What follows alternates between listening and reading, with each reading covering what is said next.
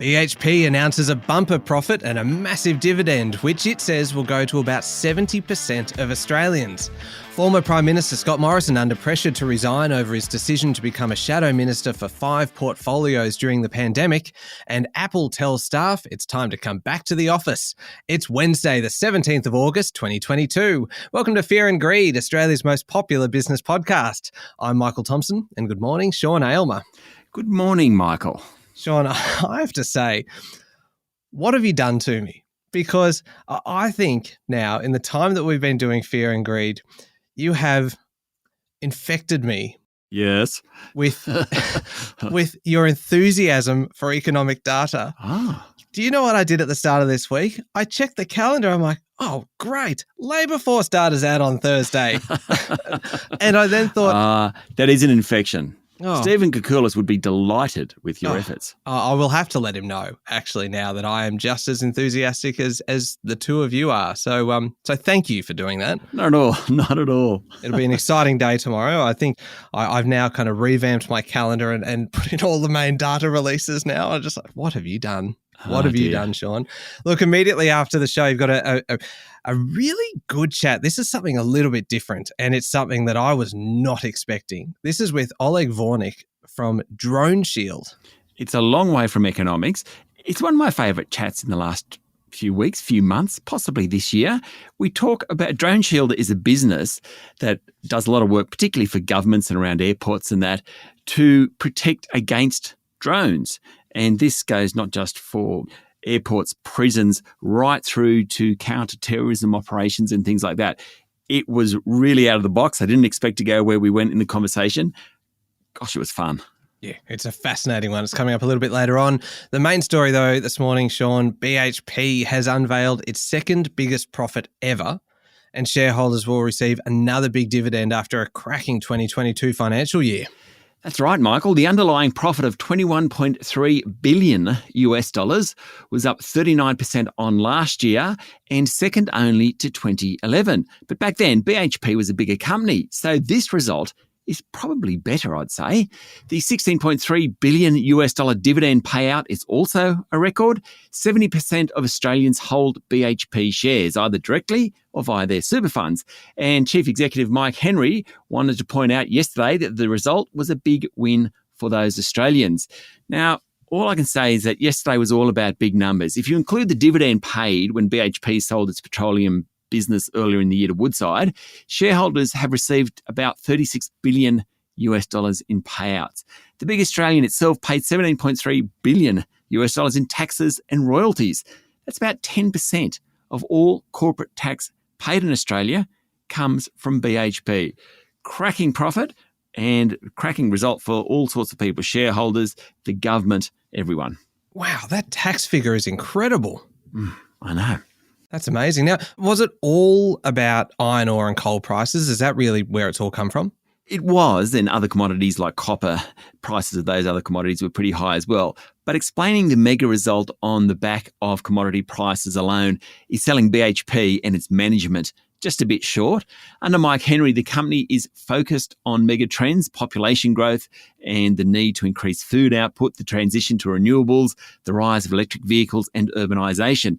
The company has really spent quite a few years, even before Mr. Henry's reign, positioning itself for those mega trends. And that might be via a takeover, such as the one it's got on the table for Oz Minerals at the moment, or via the sale of its petroleum business, which it did earlier in the year. However, like many of the results this earnings season, there are signs that this might be peak earnings for BHP. Commodity prices are definitely falling. There are cost pressures, not the least labour costs. And of course, there's plenty of economic and geopolitical risk in the world. But for now, today at least, well done BHP. Investors agreed and pushed up its share price nearly 5%. Nearly 5%. I bet that helped the ASX yesterday. Sure did. The S&P ASX 200 closed up 0.6% to 7,105 points. It was the highest close since early June, and that is pretty much because of BHP. The banks were mixed, with Commonwealth Bank and Macquarie both up 1%. CSL was also up 1%. Other strong performers included Fortescue Metals, Telstra and Aristocrat Leisure. On the flip side, Woodside Energy tumbled nearly 2%. Scentre Group, which owns all the Westfield stores, fell 2% as well, and REA Group dropped 1.5%. The worst on the bourse was Challenger, down more than 10% after its half-year result disappointed investors.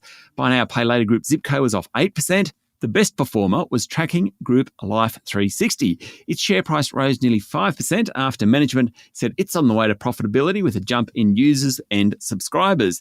Now, for the first 6 months of this year, the group still lost $32 million. How did international markets perform? But Wall Street has been a little more sanguine in recent sessions. Do you like the use of the word sanguine? Yeah, yes, it makes you sound very profound, Sean. It does. I'm never quite sure what it means, but I think it's the right word. Anyway, we'll move on. Look, sentiment on Wall Street remains very much attached to what investors think is going to happen to interest rates. Earnings season is just about over. I think 90% of the S&P 500 have now reported. About 3/4 have beaten expectations, which is pretty good given the economic environment. Of course, it's all about what's going to happen the next 12 months rather than the last 12 months. Oil prices have continued to fall, with Brent crude trading around $94 a barrel. Now, softer economic data from China and a potential breakthrough in negotiations between the US and Iran over a nuclear deal, that's also pushed down the price. All right, we'll be back in a moment with the rest of the day's business news.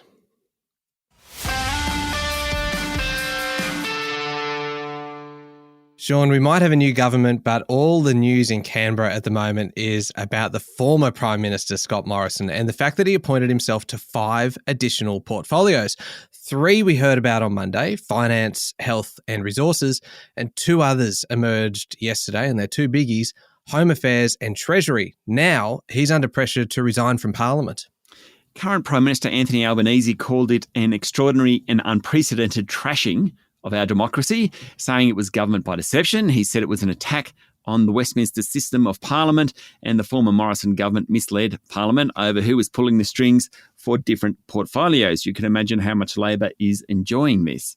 Members of the former coalition, though, they jumped in as well. The greatest criticism came from senior coalition frontbencher Karen Andrews, who was Home Affairs Minister in the last government. She was unaware that the Prime Minister had become her shadow. She demanded Mr Morrison resign from politics. Former Prime Minister Malcolm Turnbull, no friend of Scott Morrison, was also outraged. Now, constitutional law experts said it shouldn't happen in a democracy. For his part, Scott Morrison said he would have disclosed that he'd taken the portfolios had he needed to use the additional powers. He claims to have done it to put in safeguards just in case, given it was an extraordinary time. And yesterday he did apologise to colleagues for it. Really, Sean, most of the anger has been directed towards the lack of transparency around this, hasn't it? That's right. 4 of the 5 ministers affected didn't even know the Prime Minister was a shadow minister of their portfolio, and that includes Josh Frydenberg, the Treasurer. Seems incredible, really. Yeah, that really does. In fact, it seems that only Health Minister Greg Hunt knew. In the case of resources, Scott Morrison used his appointment to overrule then Resources Minister Keith Pitt on a contentious gas exploration licence off the New South Wales coast. Mr Morrison said yesterday that's the only time he used his shadow power to do anything. It really does discredit Mr Morrison, and also, though, it probably changes the rules going forward, and that might be a good thing. For example, Mr Albanese yesterday said he's open to reforming administrative processes of government to ensure MPs are obligated to reveal who's sworn into a portfolio at any given time. Does it matter going forward apart from that? Probably not.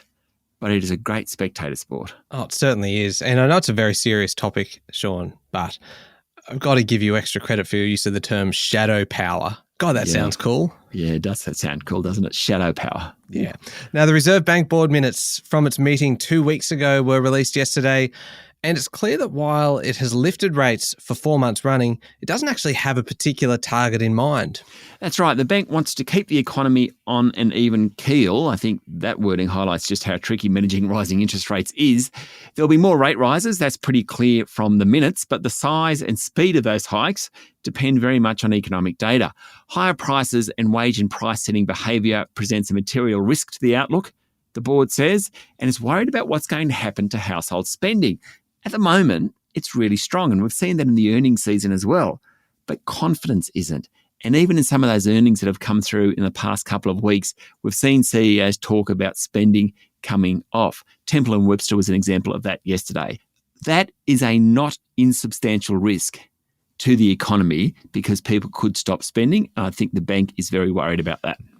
Sean, Australia's competition and consumer watchdog will investigate the state of competition across social media companies, including Meta, Twitter, TikTok, Snapchat, and new entrants like Be Real. Did you know, Michael, I've become an addict to TikTok?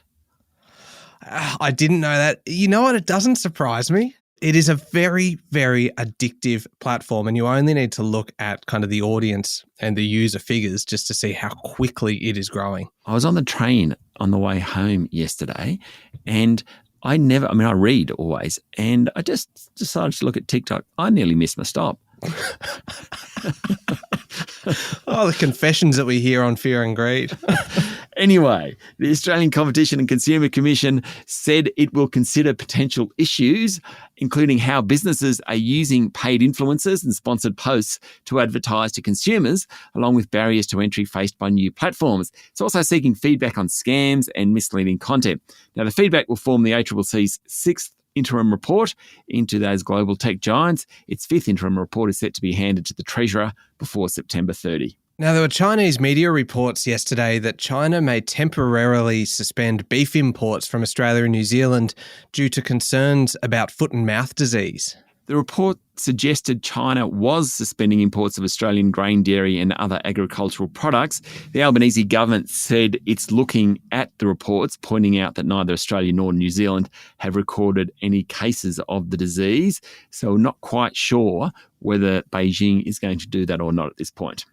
All right. Now, Sean, here at Fear and Greed, we love a good list. And yesterday there were two big lists released. Mm-hmm. One was the Australian podcast ranker, and very happy to report that Fear and Greed rose significantly up the ranker. But the other one, and more relevant to this podcast right now, is the very highly regarded academic ranking of world universities. And Australia's top 5 universities have risen on that list. Yes, all top 5 did better. Now, number 1 is the University of Melbourne, or at least the top Australian ranked institution is the University of Melbourne.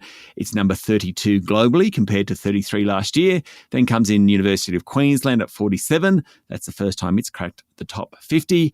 University of Sydney came in at 60. University of New South Wales at 64 and Monash at 75. 2 others made the top 100, ANU at 79 and the University of Western Australia at 99. The rankings are based on public measurements of university research success, including numbers of science and social science papers published and numbers of Nobel Prize and Fields Medal winners among academic staff and alumni. It doesn't actually talk that much about teaching people. Anyway, let's just park that. US universities take 15 of the top 20 places. Number 1, have a guess. Either Harvard or MIT. Yes, Harvard's 1, Stanford's 2 and MIT's 3. Oh, there you go. Now, Sean, the country's largest property company, Goodman Group, grew operating profits by 25% last financial year, with revenue breaking through the $5 billion mark.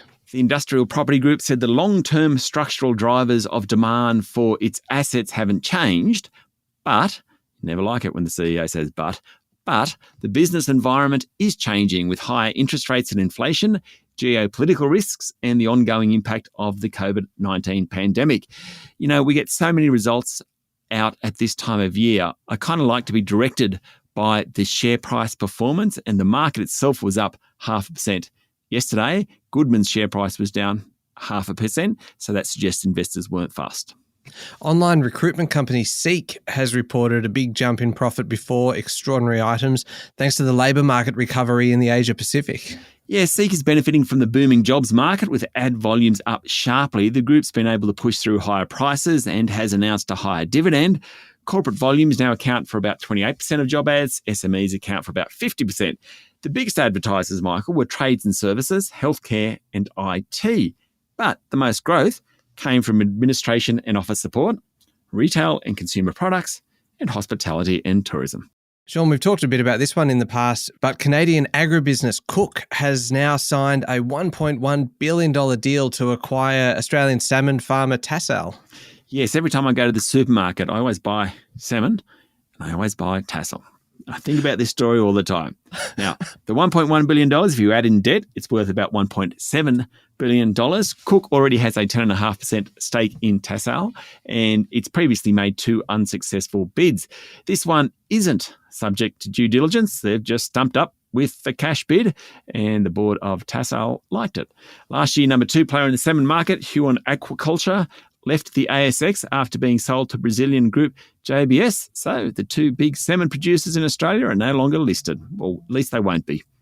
Learning a lot about you today, Sean. You're a salmon fiend and a TikTok deviant and all of the above. I don't think I said deviant. Oh, I did. Pandemic e-commerce favourite Temple & Webster has outlined, you mentioned this before, Sean, a drop in net profit and warned that sales since the end of the financial year have been slow.